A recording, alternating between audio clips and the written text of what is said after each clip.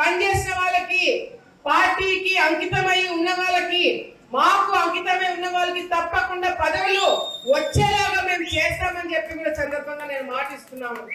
ముగ్గు ముఖం తెలియని వాడు ఎవడైనా వెళ్ళి పదవి కావాలని చెప్పి మాకు తెలియకుండా తీసుకుంటే మాత్రము ఆలగడ్డ నియోజకవర్గంలో అడుగు కూడా పెట్టనీయమని చెప్పి సందర్భంగా తెలియజేసుకుంటున్నాం.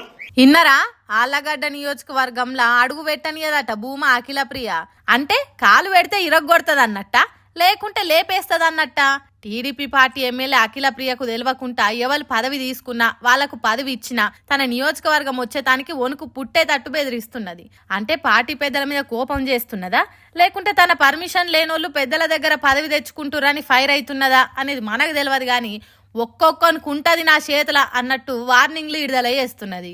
తన కోసం నమ్మకంగా పనిచేసేటోళ్ళకే పదవులు దక్కాలి, కాదని వేరే ఎవరికి దక్కినా అఖిల ప్రియ అంతు చూస్తుందట. కాబట్టి సొంత పార్టీలైనా పెద్ద లీడర్లతో ఎంత మంచి సోపతున్నా అఖిల ప్రియ చెప్పంది పదవులు రావన్నట్టు చెప్పింది. ఒకవేళ తనను కాదని చేస్తే ఆళ్లగడ్డ నియోజకవర్గం అగ్నిగుండం చేస్తాం. మరి పాత పగలు ప్రతీకారాలు ఏమన్నా మనసులో పెట్టుకొని ఇట్లా మాట్లాడుతున్నదో, అక్కడి లీడర్లు కొందరికి కావాలనే వార్నింగ్ ఇస్తున్నదో తెలియదు. కానీ మళ్ళా రాయలసీమల ఫ్యాక్షనిజం లొల్లులు మొదలయ్యేటట్టే ఉన్నాయి అని అంటుర్రు.